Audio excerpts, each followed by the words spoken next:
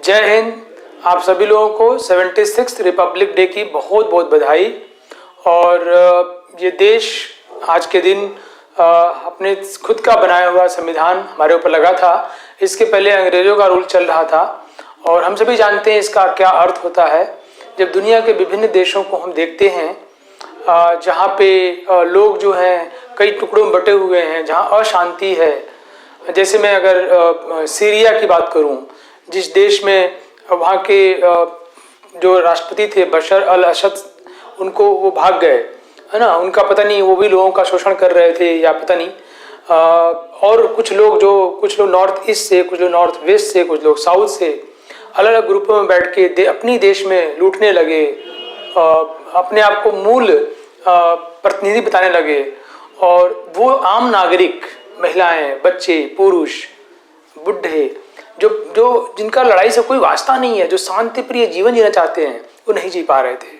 उन बंदूक ले कुछ तमाम हजारों की संख्या में आए लोग उनके ऊपर मारने लगे, लूटने लगे, रेप करने लगे और जलाने लगे, अपने अपने तरह के लोगों को फिर दास बनाने लगे, काइंड ऑफ। तो कितना बुरा होता है अशांत प्रिय। हम देख सकते हैं कि नाइजीरिया जैसे देशों में जब मैं सुनता हूँ कि बोको हरम जैसे कुछ आतंकवादी ग्रुप वो स्कूल में जाते हैं और सैकड़ों बच्चों को किडनैप कर लेते हैं और उनमें कुछ बच्चों को 50-60 बच्चों को गोली मार देते हैं, और ये बड़ा न्यूज़ भी नहीं बनता है इस दुनिया के स्तर पे। तो एक स्वाधीन देश होने का अर्थ क्या होता है?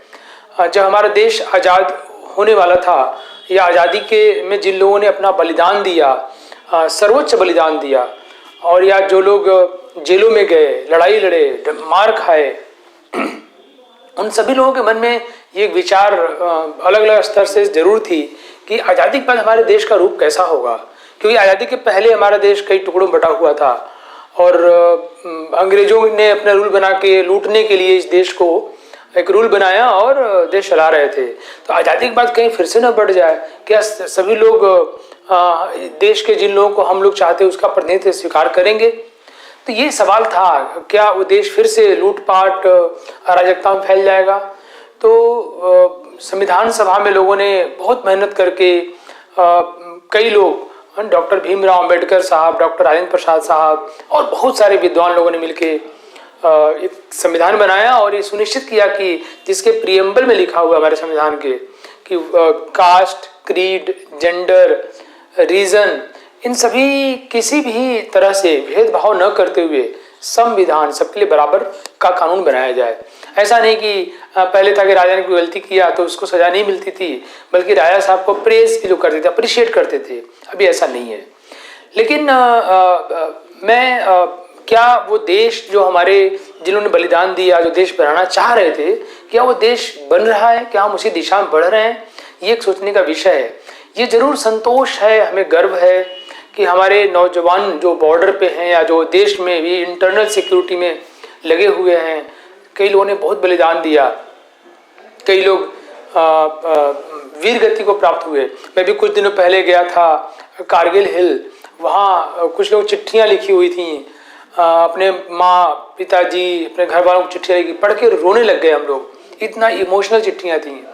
तो उन सभी लोगों के बलिदान की वजह से हम लोग सुरक्षित हैं, हमारा देश आगे बढ़ रहा है, हम लोग के यहाँ बच्चों को पढ़ने का मौका मिल रहा है, कोई किसी को परेशान करने का हिम्मत नहीं करेगा, और अगर कोई ज़बरदस्ती फिर भी परेशान करता है तो हमारे देश का कानून हमारी रक्षा करता है और उस व्यक्ति को सज़ा मिलती है।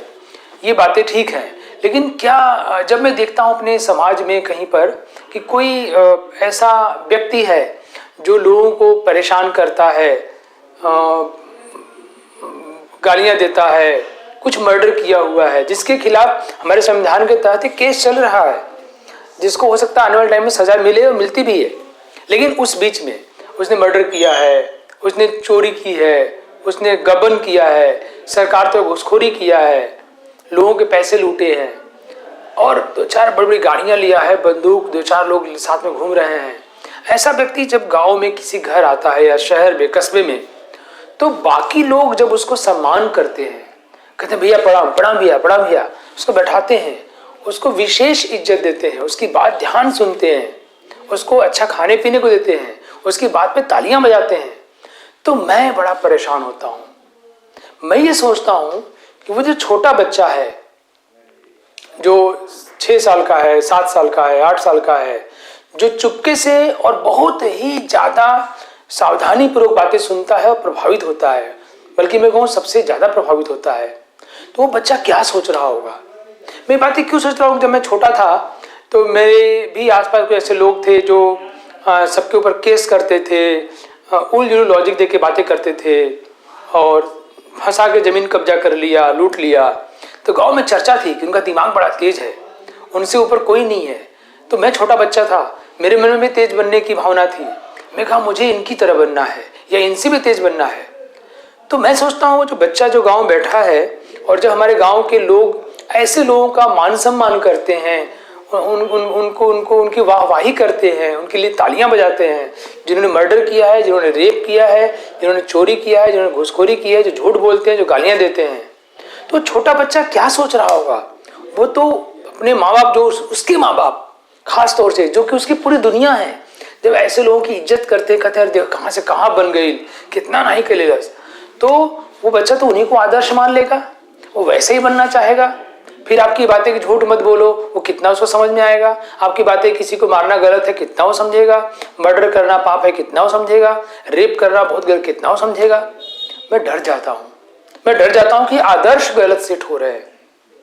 ये छोटे कि मैं मेरे बचपन ऐसा हुआ और बाद में सौभाग्य से मुझे मेरे गुरुओं द्वारा और मेरे आसपास में मेरे माँ बाबू जी द्वारा बार बार बताया गया, मैंने देखा, मैंने किताबें पढ़ी, मैंने कुछ लोगों को ऐसा व्यवहार करते देखा, तो मैं समझा कि नहीं वो गलत है और ये सही है, लेकिन उसका असर तो बहुत पड़ता है। तो मैं ये आने वाले समाज के लिए खतरा है। तो मैं आप सभी जो भी लोग इस वीडियो को सुन रहे होंगे उन सभी को आज 76 रिपब्लिक डे पे उन सभी लोगों से आह्वान करूंगा कि अपने बच्चों के उज्जवल भविष्य के खातिर, अपने बच्चों के सही मानसिक विकास के खातिर, अपने इस खूबसूरत देश और एक बढ़िया पृथ्वी जो हमारी जो धरती माता है, इनके अच्छे तरह बने रहने खातिर कम से कम ऐसे लोगों का गुणगान तो मत करिए जो लोग झूठ बोलते हैं, चोरी करते हैं, मर्डर करते हैं, रेप करते हैं, घुसखोरी करते हैं और कई गाड़ियां रखे हैं। गाड़ियां रखना बुरा नहीं है, लेकिन ये सब करके गाड़ियां रखे हैं और गाली उली दे रहे हैं। अगर आप गुणगान करेंगे ना तो आपका बच्चा वैसा ही बनना चाहेगा। सोचिए ना, बच्चा अपने माता पिता, अपने बाबूजी को वो दुनिया से बड़ा चैंपियन, कैप्टन मानता है, कैप्टन ऑफ द वर्ल्ड। अपनी माँ को दुनिया की सबसे ताकतवर महिला मानता है। और जब वो लोग किसी और का गुणगान कर रहे होंगे, पैर छू रहे होंगे, तो सोचेगा मुझे भी तो ऐसे ही बनना है ताकि मेरे बाबा जी को मुझ पर गर्व हो। तो मैं आप सभी लोगों को आह्वान करूंगा कि कम से कम आज के दिन से अपने बच्चे की अच्छाई के लिए आप सिर्फ जो अच्छा है उसकी बातें करिए, उसी की चर्चा करिए। मतलब जो बुरे हैं उनकी चर्चा भी मत करिए। एक सज्जन मुझे नहीं भूलता है, कानपुर के हैं, उनके वो एक दिन मिठाई लेके आए थे मुझसे मिलने के लिए। उनके 4 बच्चे हैं, वो दूध का बिजनेस करते हैं, दूध इकट्ठा करते हैं और लोगों तक पहुंचाते हैं दूध के प्रोडक्ट्स। उनकी बेटी, पहली बेटी, सबसे बड़ी बेटी जो है पूजा यादव, वो मुझसे पढ़ी 11th-12th क्लास में और IIT कानपुर में सेलेक्ट हुई। उसके बाद उनका बेटा भरत यादव, वो IIT BHU में। तीसरी बेटी आई थी पढ़ने के लिए, उसका नाम भूल गया, शायद उर्मिला यादव, वो भी मतलब अच्छा कर रही थी और फिर सेलेक्ट हुई। तो 3 बच्चे, तो मिठाई लेके आए थे, सर आपने पढ़ाया, मेरे बच्चे सेलेक्ट हुए। और वो मैं कहा क्या करते हैं, कैसे, हम लोग बहुत गरीब आदमी हैं और दूध इकट्ठा करते हैं, लोग बेचते हैं। तो ये कैसे हुआ, जो बड़े मतलब अच्छे लोग हैं उनके घर में इतना करामात नहीं हो पाती और आपके 3 बच्चे, कैसे सबसे तेज तो चौथा वाला है जो कि भी 9th क्लास में और आपके यहाँ आने वाला है। तो मैं कैसे सर, हमने कुछ नहीं किया, हम तो इतने जानते नहीं हैं, बस हमने सुबह उठ के 5 बजे हम लोग भजन लगाए थे हैं, हनुमान चालीसा, और पति पत्नी हम दोनों अपना घर काम धाम करते हैं और फिर हम लोग भी कुछ पढ़ने बैठ जाते हैं, जो भी मन में आता है, किताब उताब रखे हैं अपना काम धाम करने के बाद। तो चूंकि भजन थोड़ा तेज लगाते हैं तो बच्चे भी हमारे उठ जाते हैं, अभी तैयार हो जाते हैं, अपना काम करने लगते हैं। मैं अखबार पढ़ता हूँ, मेरी पत्नी भी कोई अखबार पढ़ती हैं, कोई कहानी पढ़ती हैं। ये संस्कार बच्चों तक गया और मैं पढ़ा लिखा इतना नहीं हूँ और मेरे बच्चे सर IIT में जा रहे हैं। तो आप जो एक छोटा कदम उठाते हैं अपने घर के लिए, छोटी सोच बनाते हैं, अपने घर के आदर्श अच्छे रखिए। देखिए मेरे पास में एक तो आदर्श के रूप में हमारे देश का ये जो सिंबल है अब्दुल कलाम साहब हैं, अंबेडकर साहब हैं, स्वामी विवेकानंद जी हैं। ये सब आदर्श हैं, है ना, हमारे लिए। तो ऐसे में सब आदर्शों ला रखता हूँ कि अगर कभी मन में कभी कोई भटकाव भी हो तो इन लोगों को देख के एकदम आदमी अलाइंड हो जाए। तो किसी भी बच्चे के लिए उसके सबसे बड़े आदर्श, सबसे पहले आदर्श उसके माँ और बाबूजी होते हैं, मम्मी और पापा होते हैं। मैं तो अपने क्लास में बच्चों को बोलता भी हूँ कि माँ बाबूजी का फोटो रखिए, और जब भी आपको कोई डिसीजन लेने में उलझन हो तो उनका फोटो देख लीजिए।